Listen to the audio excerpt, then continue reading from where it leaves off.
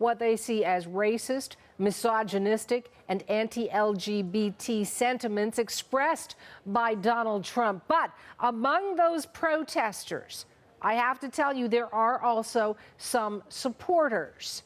This state visit comes at a turbulent political time in both the UK and the United States. I mean, there's a lot of division in the United Kingdom, certainly over Brexit, over Prime Minister Theresa May's resignation because of Brexit.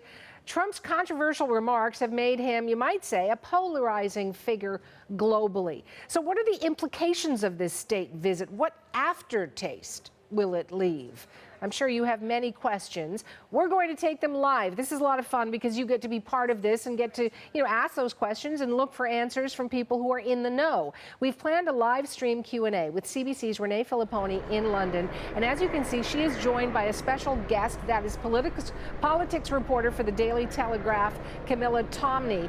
Here's how you can submit your questions online through our CBC News Facebook, YouTube, and Twitter pages. You can also watch our coverage right there as we answer your questions in real time. So, Renée, let's begin. Have you got questions there? Shall I take it from here?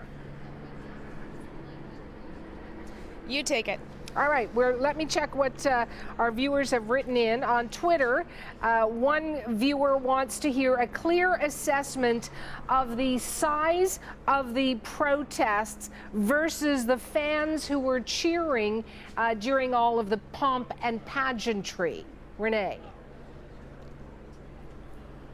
Well, these things are always really hard to try to figure out, especially here because there are a bunch of different locations where these protesters were, and whether or not I was in the locations where the people were actually cheering. There were supporters definitely of the president and his wife and the American First family at Buckingham Palace yesterday. I did see them. I did not see what he was talking about in that press conference when he left because I was already done for the day, but we've seen some aerial footage of the protests, particularly from the Met Police they put out on Twitter, that showed Trafalgar Square today almost entirely full. I don't know what your assessment is of his supporters versus his protesters and how they've shown up out here. Well, I think the idea of the protesters being more well coordinated and therefore in a single spot, whereas you could have people cheering along the route, you could have them in other parts of town, you could have people outside Buckingham Palace even if he's not there. I think there has been a coordination towards the protest, and equally we've had Labour leader Jeremy Corbyn join in, so it's taken a political bent. We have seen marches here both for Brexit and against Brexit, and I think they've been substantially bigger. Equally, you look at the crowds on the street and then you take the population of the UK as a whole, and it is ever the case with some of these political movements. Often the silent majority are rather disinterested and just getting on with their daily lives, paying casual interest to the news and the fact that Trump's here, but probably with more pressing concerns personally. Camilla and Renée, hope that answers your question there, Suhana? Yes, absolutely, but also in this same vein, and it seems people do want to know, the difference between the protests and the supporters, because we've got another viewer who asks on our YouTube venue, did you see any pro-Trump, he calls it protests, but I'm going to suggest the word rallies?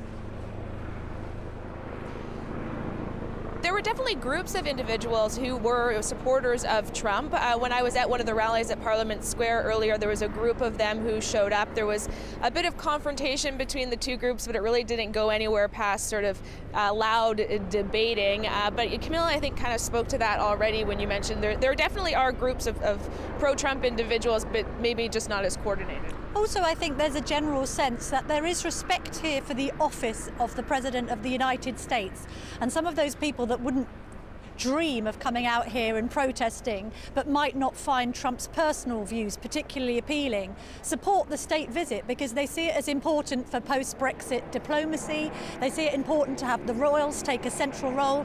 What we've seen is this entire week being broken up into three significant sections: the royal charm offensive that we had yesterday, today's politics, and then tomorrow's DD Day commemorations. And a lot of people have been saying, if they've been phoning into radio stations, that actually they admire the fact that Trump has come here for an Anglo-American alliance around D-Day. That's the important landmark occasion that they want to be marked by the office of the president. Camilla, you spoke of the royal family. There is a question here from a viewer, Ruth Larson, who's asking on our YouTube channel, how did the Queen receive Trump? And if I could block this with another question that comes from Patricia Presswell through Facebook, asking how has the Trump family as a whole been received and who did he bring with him?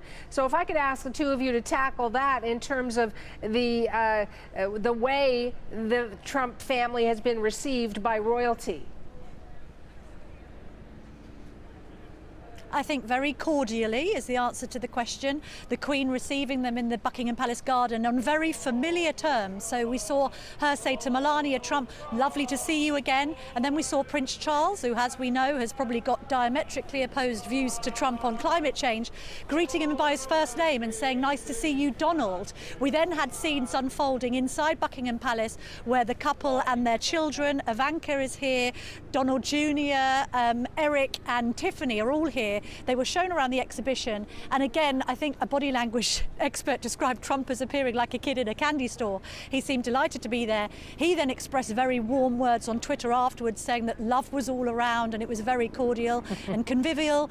That was reflected again in the Queen's speech. So from a diplomatic perspective, it hasn't gone with a hitch. It's been very, very smooth running. But then the Queen has been doing this for decades. She's met 13 presidents. She is, I think we can all accept, probably the world's greatest and most experienced ambassador. So if anyone was going to handle the diplomacy properly, it would have been the 93-year-old monarch. And it's interesting, a lot of people were also commenting on how different Trump's sort of behavior on day one was in this trip. It seems like he was paying attention quite a lot to protocol as well. Did you notice that? I think he didn't want to slip up. There's been stories about how he's dreamed of this moment since he was a little boy. The fact that he wants to make his late mother proud because, of course, she's got Scottish roots and was a massive fan of the Queen herself. So, yes, we haven't seen that many slip-ups. Something was made of the idea of him putting a hand on the back of the Queen's back yesterday. Again, like the Michelle Obama incident, it was rather overblown. There was a little bit of a slip-up when he didn't recognise the gift that Buckingham Palace had given to him last year, like a statue of a horse, but Melania was there to prompt him and say, oh, don't you remember this was the gift we gave them last year? But at the end of the day, maybe that just spoke to the fact that husbands aren't often involved in gift buying. That could be, yes. Renee and Camilla, as I'm looking at the questions coming in, there are several that are along the same line, so let me bundle them up into one. But Eileen Vetter on Facebook has posed this question, as have others. Why did Trump take his family along when, if they were not invited? I'm not sure they weren't invited, but there are others who have used the term, hangers on. Why did Trump bring family members along with him? Is that normal for a state visit? I don't know the answer to that, and I have no idea whether or not they were or were not invited, but we knew for quite some time that all of his adult children were at least coming. Well, they wouldn't have been disinvited, and you can have a question and a debate over nepotism within the White House and whether it's appropriate for Ivanka and Jared Kushner and all the other Trumps to have a role.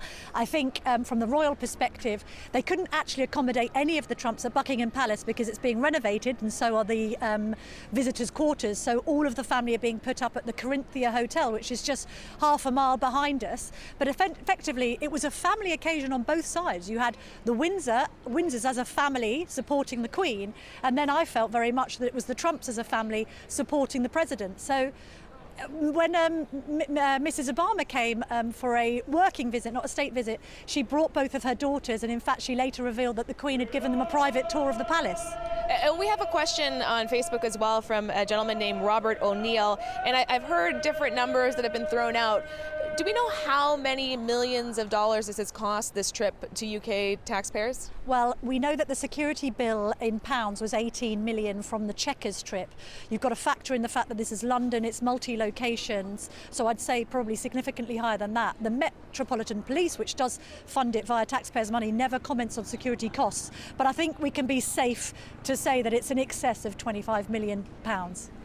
Definitely a state visit, I think, that people will be talking about for some time to come, and it's not over yet. We have the U.S. president headed to, there's going to be an event at the U.S. ambassador's house tonight. Yes. We'll have to see who's invited to that. And then, as we mentioned, he'll be heading to Portsmouth, just south of the city, for an event to commemorate June 5th, D-Day. The Queen, again, he'll be meeting with the Queen. She'll be there, as well as the Canadian Prime Minister. So I think we'll wrap it up here, at least with you, Suhana, and if we have some more questions, we'll continue to take them online for a couple more minutes. All right, thank you for that to you, Renee, and also to Camilla. Appreciate your time, and as Renee mentioned, this conversation can continue online with your questions. You can watch and submit your questions on our CBC News Facebook, YouTube, and Twitter pages.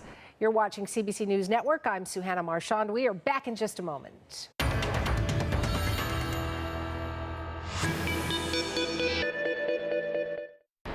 We're going to continue this conversation now on our live stream. As I mentioned, we have time for just a couple of questions because Camilla is a busy woman. There's a lot going on here right now, and she still has her job at the Telegraph to take care of, and we don't want to take too much of her time with that.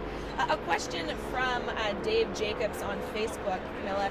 Did Obama ever make a state visit to the UK? And that's correct, 2011, yes. Right? He did make a state visit, David. That was in 2011. If you remember, he didn't come to the royal wedding. Kate and William got married a couple of weeks before, and actually they greeted the president when he came, looked very suntan. But that state visit included a state banquet. It's a bit of a gaffe by Obama because he started speaking when the national anthem was still being played. But there was a number of visits, of that one being the main state one, and then he also had working visits. And you'll remember some of the more low-key events. He came and visited the Cambridges at home, and you remember that lovely imagery of Prince George in his dressing gown meeting the president. So there's been a number of occasions, but he did get the whole bells and whistles state visit, yes. How does this visit in your mind then compare to his state visit? Well, I think equally as cordial. I think the Obamas got on very well with the royal family, particularly with Prince Harry. There was a lot of rapport there. I'm going to take this out as well. So I have Suhana reporting in my ear, which is no bad thing. Prince Harry struck a chord. There was then all of that alliance over the Invictus Games, and he seemed to just strike a chord, particularly with Michelle Obama when he went over to America. So you did have that. It was, I would say, kind of remarkably close, the alliances between the royals and the Obamas when they came. That hand behind the Queen, it wasn't that controversial. It was kind of like Michelle Obama being quite demonstrative towards an elderly stateswoman, I think. So it did go down well, but yesterday it was equally as cordial and warm. I mean, only to be a fly on the wall at the lunches, and we'll never find out what was said. I would find it really surprising if, for instance, at the Clarence House tea, climate change didn't come up. It's within palace doors. You're not going to have Prince Charles leaking that conversation. I don't think Trump would if it was negative towards his ideas about climate change. And at the end of the day, the royals, they want to engage on the issues that are important to them. And equally, I think we have to accept these people are human beings. Sometimes you have incoming state visitors that don't speak the language, they don't share the culture. It can be a little bit staid and tedious. With the Trumps, the royals know who they are, they read the papers, they'll be as intrigued as anyone to have lunch or dinner with the Trumps because they're curious. We've been talking a lot about this sort of yesterday and the royal visit. Today was really about politics, and we have a couple of questions one from Ruth Larson, just about what stood out for you when it comes to the political discussion. Is it Huawei? Is it Sadiq Khan, the mayor? What do you think is the main political takeaway, or is there really any, since Theresa May, the Prime Minister, is sort of on her way out? I think the Sadiq Khan thing's a bit of a sideshow because he's the London mayor and we're talking about the UK. I think the main issue of discussion is Brexit and this trade deal. He said in that press conference just an hour ago that everything should be on the table, including the NHS, and that's a very incendiary thing to say because any talk of privatising our wonderful public health service goes down very badly, particularly with the left. That's quite controversial. I think also the spotlight's being shone on Britain and, who needs each other more. Yes, we have this special relationship with the States, but there's this sense that Britain wants to jump the queue when it comes to signing a trade deal with America ahead of the EU. I think there's also a sense of nurturing this relationship with a very Anglo-friendly president while he's still in office. It's coming against a very difficult political backdrop for us, with the Prime Minister outgoing, talk of him wanting to meet Boris Johnson, Michael Gove, Nigel Farage. A bit awkward for number 10, but at the end of the day, many have said, well, it's all very well discussing Huawei and these issues with Theresa May. Actually, Mr. Trump would be better off discussing them with the next Prime Minister, not the outgoing one. A number of comments and questions from Twitter and Facebook. I'll wrap them into one question. What exactly are the protesters' sort of their main message? And you see a lot of the dump Trump. They say his rhetoric emboldens the far right. From your perspective, what do you think their main sort of message they're trying to get across in these protests and the thousands of people that have shown up? I think they're trying to say that they do not support what they perceive to be misogynistic, anti-immigrant, racist and other far-right views, and they see Trump as emboldening the far-right movement. That's a debate as to whether he does do that for another time, but I think we shouldn't look at this visit in the microcosm of the protest that's taken place here. As I was saying earlier on the main news show, there is a sense that a lot of people probably don't mind that Trump's here, probably want to nurture the special relationship at the time when we need trade deals with big countries like America post-Brexit, at a time when, quite rightly, the D-Day commemorations take centre stage. And I don't want to even understate that, because as in Canada and other Commonwealth countries and America, you know, the story of veterans and the story of committing what was this absolutely astonishing feat 75 years ago is really, really important to British people, and therefore I think people find it appropriate that the President should play a role in that, because that was almost at the point where Britain and America both needed each other in that mutually beneficial relationship the most. So I think people look beyond placards and look towards diplomacy in a more macro sense. Yes, you've got people here who disagree with Trump. They're largely on the left. They're perfectly entitled to protest. But I'm not sure that that very vocal but quite limited protest actually speaks for the whole of Britain. All right, and I have one final question for you, then we'll wrap up. And it sort of speaks to what you're saying, because I think, and I'll add my 2 cents to this, London and the politics in London is different than the rest of the country as well, isn't it? Yes. And with the question, it comes from Michael Monroe, asks on Facebook, he says, since the Brexit Party won the last election by massive numbers and is leading the polls in the UK by massive numbers, he says, why do you think people hate Trump? And I guess that kind of, it sort of answers itself in a sense. We're, as you just rightly said, Renee, we're in London, which is a largely left-leaning political city, and it's also largely Remain-leaning. You get out of the confines of the M25, which is the motorway that surrounds London, and people have very different views. They are perhaps in certain regions more right-wing, they're perhaps more pro-Brexit. What we've seen recently is a conflation of Brexit and right-wingism, which isn't quite accurate. You've got a lot of Labour supporting working class people who also support Brexit. What they think about Trump remains to be seen, but you've got conflation of different things, you know, one nation conservatism, which is this liberal idea of centre-left thinking, Remain versus Brexit, Trump, the perception of Trump being far right, but equally being somebody who gets things done, which, like it might do in the Rust Belt communities of the US, appeals to working class people here. There wasn't necessarily a huge fan zone here for kind of the Clinton and Obama style academic politics of yesteryear, which might have been great on rhetoric, but didn't seem to achieve much when it came to growing the economy and jobs. So look, the idea of looking at anything in a black and white way is obviously misleading. Everything's nuanced, and I think, yes, you look at it this in the context of Trump being here in the protest, but also you have to cast it wider and think that actually people have quite complicated views on a great many issues, and not just in Britain, I'm sure in Canada as well. Thank you so much. That's Camilla Tominey, the Associate Editor of the Telegraph. And I'm just going to mention one thing before I say goodbye, because it's hard not to avoid. There's a group of people behind us. We're just outside Parliament, and there are protesters here quite frequently. Yes. Daily. So this is basically a daily occurrence out here. These folks, I think, are here Remainers, my understanding. We've got a mini Trump balloon there, but lots of loud voices. They effectively want to make sure that the Remain voice is literally heard in any broadcasting interview, which can be quite challenging when you're trying to hear yourself think. And of course, like the Trump protesters, they've got every right to be here. We also have a Brexit contingency, and sometimes if the Remain contingency seems quite large in numbers, you'll suddenly find Brexiteers coming down. How long this will last, goodness only knows. We are meant to be leaving on Halloween, October the 31st. perhaps that will bring peace upon broadcasters like Renée and I. We live in hope. All right, thank you again so much. That's Camilla Tominey, the Associate Editor of The Telegraph. Thank you so much for all your great questions. Hopefully we were able to answer some of them. And as I mentioned, the state visit isn't over yet, so you'll be hearing more from me, and Camilla will be doing more work as we cover the rest of this and British politics as it goes.